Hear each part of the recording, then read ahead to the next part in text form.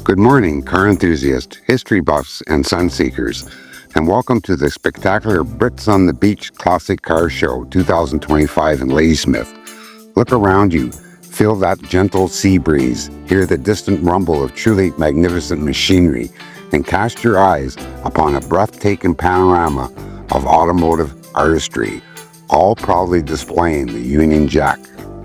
My name is Brad Blakely, and for the next half hour or so, I invite you to join me on a journey not just across this beautiful beach, but back through time.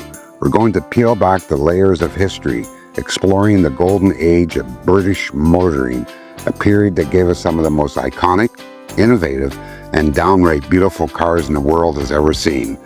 From the elegant of the pre-war era to the revolutionary designs of the 60s and the challenging yet resilient spirit of the 70s, prepare to dive deep into the heart of British automaking. So grab a coffee, find a comfortable spot, and let's begin our grand tour, starting in a decade that set the stage for all that was to come, the remarkable 1930s. Imagine, if you will, the world of 1930. The Great Depression was tightening its grip, yet amidst the economic uncertainty, British engineering and craftsmanship continued to shine, particularly in the luxury and sporting segments. This decade was a fascinating blend of bespoke coach building and the burgeoning mass production techniques that would define that industry later. When we talk about the 1930s, certain names immediately spring to mind. Names synonymous with opulent luxury and almost aristocratic bearing. Think of Rolls-Royce, for example. By 1930, Rolls-Royce was already a venerable name, producing automobiles of unparalleled quality and quiet dignity. Their Phantom II and the smaller, often driven-friendly 20-25 models were the opium of stately elegance. Then there was the Bentley, acquired by Rolls-Royce in 1931. The sporting DNA of Bentley was carefully preserved. While Rolls focused on the best car in the world, Bentley carved out a niche for the silent sports car. Models like the 3.5-liter and later the 4.25-liter, often referred to as the Derby Bentleys, combined Rolls-Royce refinement with a sportier edge. They were fast, beautifully engineered, and exuded an understated sophistication. If you see one here today, pay attention to the purposeful lines hinting at the performance beneath. But British motoring wasn't just for the ultra-wealthy. The 1930s also saw the rise of more accessible, yet still careful motoring. Austin and Morris, for instance, were locked in a fierce rivalry for market dominance. The Austin 7, first introduced in 1922 and still wildly popular in the 30s, was Britain's answer to the Ford Model T, a true people's car. It put motoring within the reach of the middle class, and its compact, robust design even inspired other manufacturers globally, including BMW's first car. The Morris Minor, another huge successfully small car, also emerged from that era, contributing to the motorization of Britain.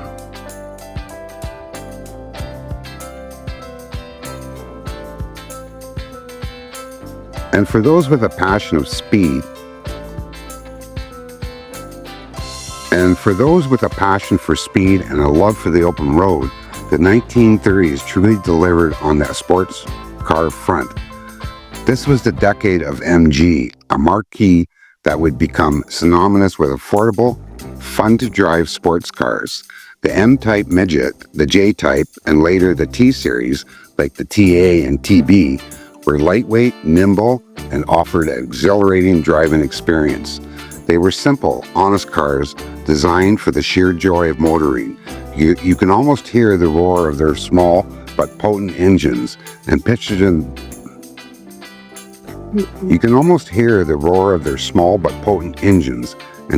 Barreling down country lanes. They weren't ultimate luxury, but pure, unadulterated driving pleasure.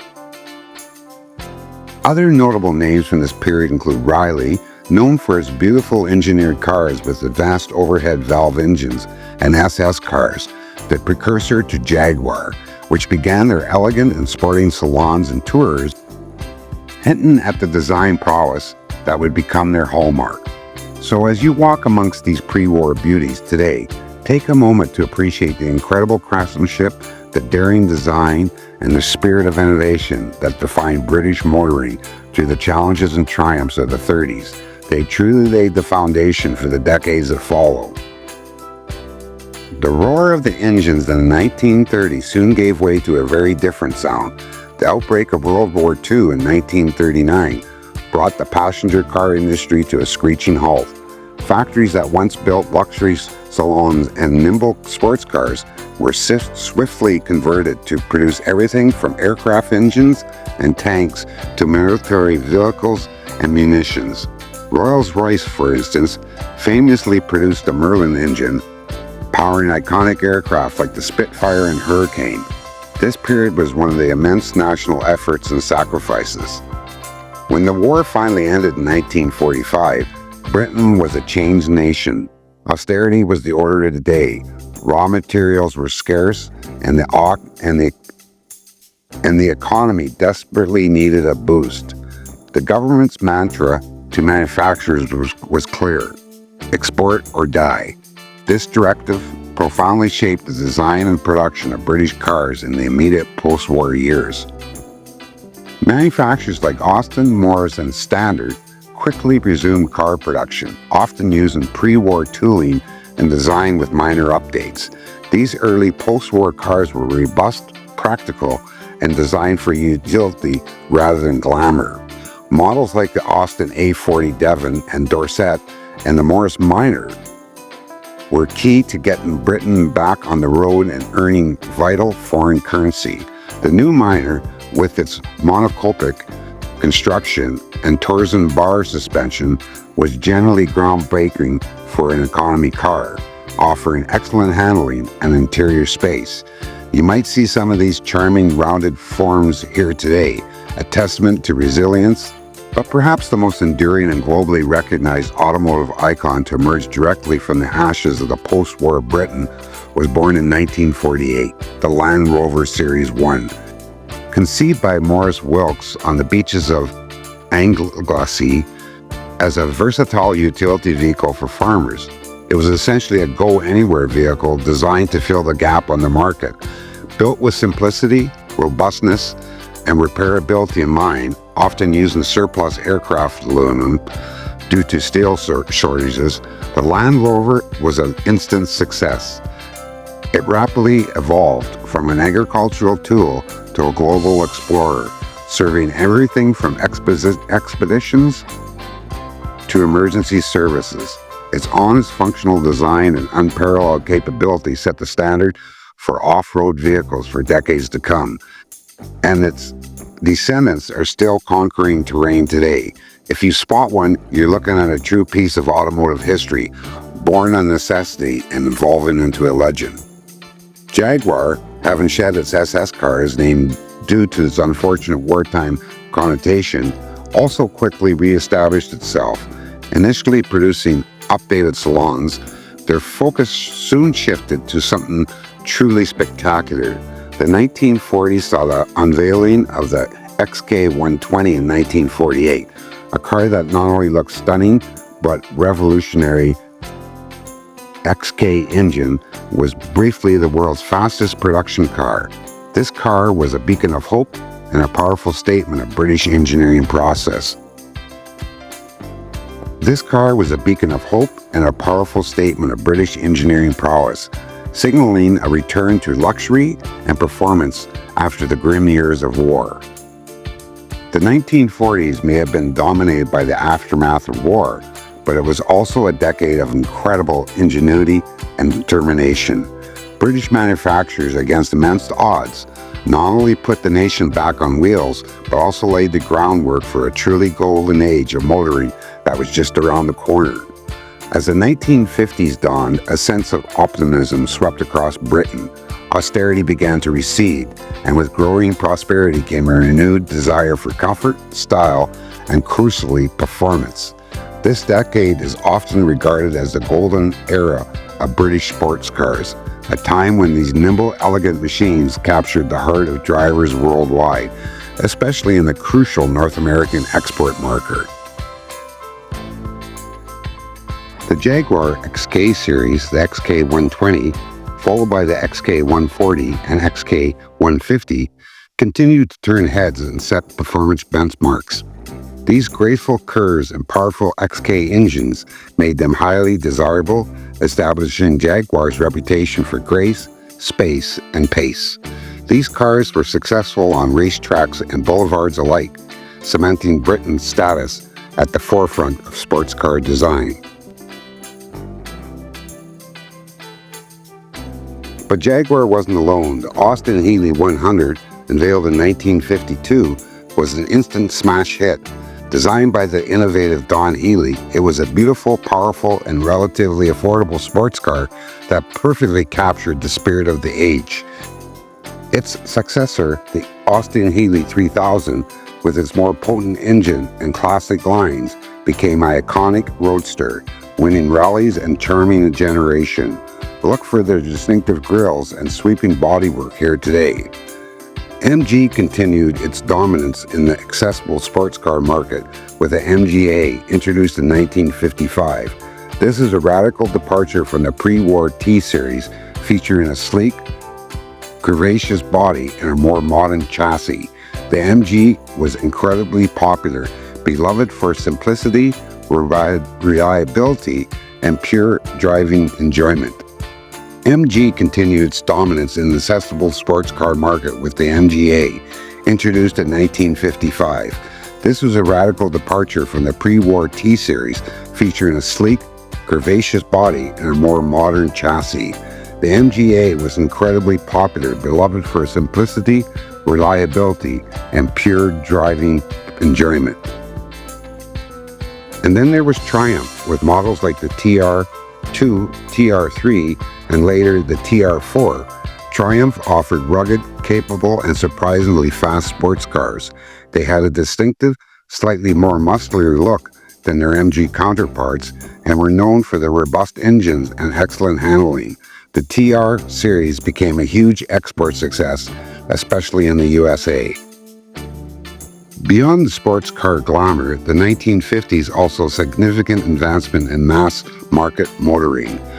The BMC's A-Series engine, introduced in 1951, became one of the most prolific engines in automotive history, powering a vast array of cars from the Austin A30 and the Morris Minor to later very famous cars we'll discuss soon.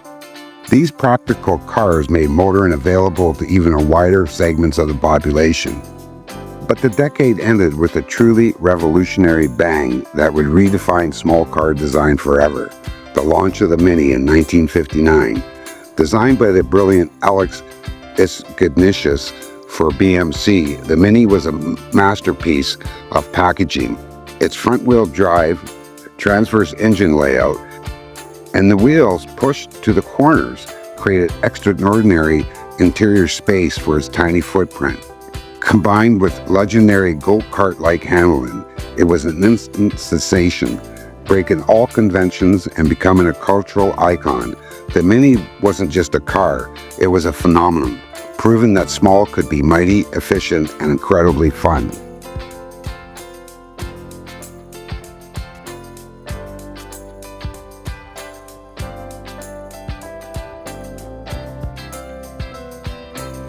The 1950s, therefore, was a decade of duality, the high-octane thrill of the sports car golden age, and the quiet revolution of the practical, intelligently designed family car. British motoring was truly hitting its stride. Welcome to the 1960s. If the 50s were all about recovery and growth, the 60s were all about revolution. Britain was swinging, pop culture was exploding, and the British cars were at the forefront of the design, performance, and worldwide durability. The British cars were at the forefront of the design, performance, and worldwide desirability. This was a decade of unprecedented creativity, and for some marquees, true iconic vehicles that would define their brands for generations. Let's start with arguably the most beautiful production car ever made, a car that needs no introduction, the Jaguar E-Type. Launched in 1961, the E-Type was a sensation. Enzo Ferrari himself called it the most beautiful car ever made.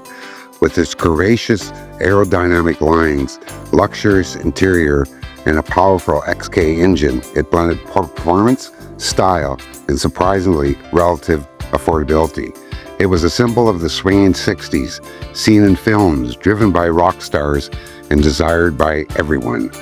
Whether in coupe or roadster form, the E-Type remains a timeless masterpiece, and if you see one here today, you'll understand why. Not to be outdone in the luxury of sports car stakes, Aston Martin's truly came into its own during this era. While they had produced beautiful cars before, the 60s gave us the legendary DB5, a name forever intertwined with James Bond and Goldfinger.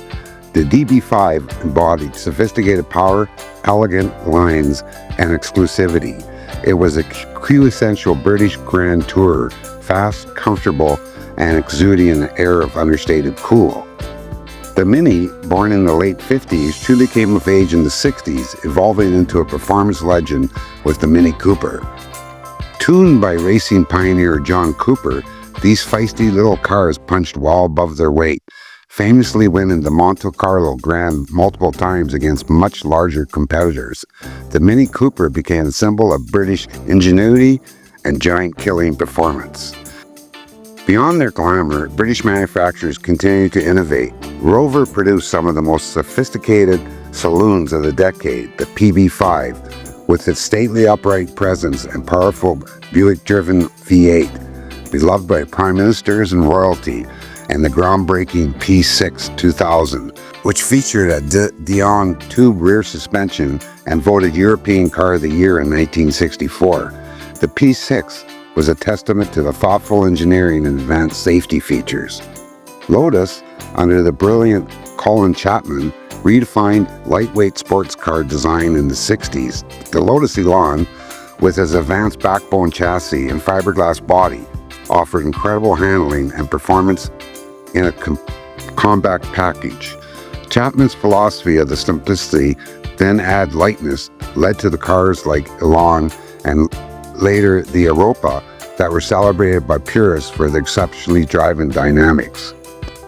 However, the 60s saw the significant industrial consolidation in the British motor industry. The British Motor Corporation, BMC, merged with Leyland Motors in 1968 to form the mighty British Leyland Motor Corporation. This conglomerate brought together a vast array of marques: Austin, Morris, MG, Triumph, Rover, Land Rover, Jaguar, and others, under one massive umbrella. While intended to create a stronger, more efficient industry, it would eventually lead to complex management challenges and industrial strife in the following decades. Despite these underlying currents, the 1960s were a vibrant, optimistic, and ultimately triumphant decade for British cars. Designs were bold, and the performance thrilling, and the cultural impact immense. Many of the cars you see here from this era are not just vehicles, they're rolling pieces of art, embodying the spirit of truly electric time. As we roll into the 70s, the automotive industry landscape in Britain faced a new set of challenges. The optimism of the 60s gave way to the economic uncertainty, rising oil prices, particularly after the 1973 oil crisis, and significant industrial unrest within the newly formed British Leyland. Quality control issues became more prevalent, and foreign competition, particularly from Japan, grew immensely. Yet, even amongst these difficulties, British ingenuity and design continued to produce some memorable and truly influential vehicles. Perhaps the most significant and forward-thinking British car to emerge from the 70s was the Range Rover. Launched in 1970, the original Range Rover pioneered the concept of the luxury SUV. It combined Land Rover's legendary off-road capability with the comfort, style, and a refinement of a luxury saloon. It was a revelation, equally at home crossing a muddy field, towing a horse box, or pulling up to a five-star hotel. Its iconic boxy design, large glass area, and car-like interior revolutionized the market and created an entirely new segment. The original two-door Range Rover is a true monument to British innovation. Jaguar continued to produce elegant and desirable cars, even as the British Leyland struggled. Their Series 2 and Series 3 XJ saloons carry forward the beautiful lines of the original XJ6, maintaining Jaguar's reputation for refined luxury and powerful engines. The XJS, launched in 1975, was a different beast, a grand tourer rather than a sports car, and initially met with mixed reactions due to the departure from the E-Type's curve. However, it proved to be a highly capable and comfortable long-distance cruiser, finding its own dedicated following. In the sports car arena, Triumph brought us the distinctive wedge-shaped TR7 in 1975, a radical departure from the traditional TR Roadsters. Its futuristic design and fixed-head coupe aimed to meet new safety regulations and appeal to shifting tastes. While controversial at the time, the TR7 has found a new appreciation among collectors for its bold styling and engaging drive. Lotus continues its pursuit of the lightweight performance and exotic design with a stunning mid-engine Esprit, launched in 1976. Designed by Giorgetto Giugiaro, the Esprit was a sharp, angular supercar that screamed 1970 futurism. It was fast, agile, and cemented Lotus's reputation for building driver-focused, high-performance machines. However, the decade also saw the decline and eventual disappearance of some beloved marques, victims of the challenging economic climate and internal strife within the British Leyland. The sun began to set on mass-produced MG and Triumph cars as we know them, though their legacy would endure.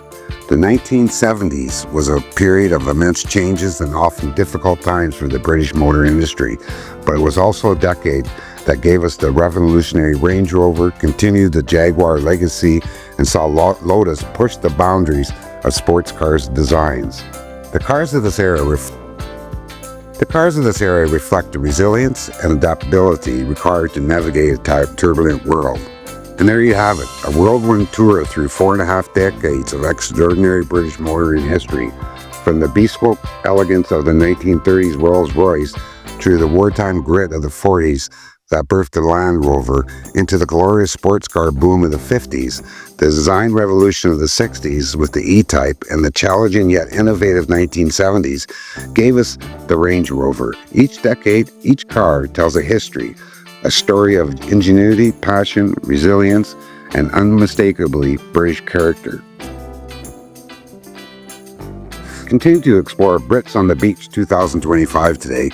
I invite you to look closer at these magnificent machines. Imagine the journeys they've taken, the hands that crafted them, and the joy they've brought to their owners then and now.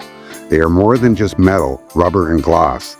They are living testaments to the incredible period of automotive history, a testament to the enduring appeal of the British classic car. Thank you for joining me on this historical drive. Enjoy the rest of your day, soak up the atmosphere, and celebrate these automotive legends right here on the beautiful beach. Safe travels and happy viewing.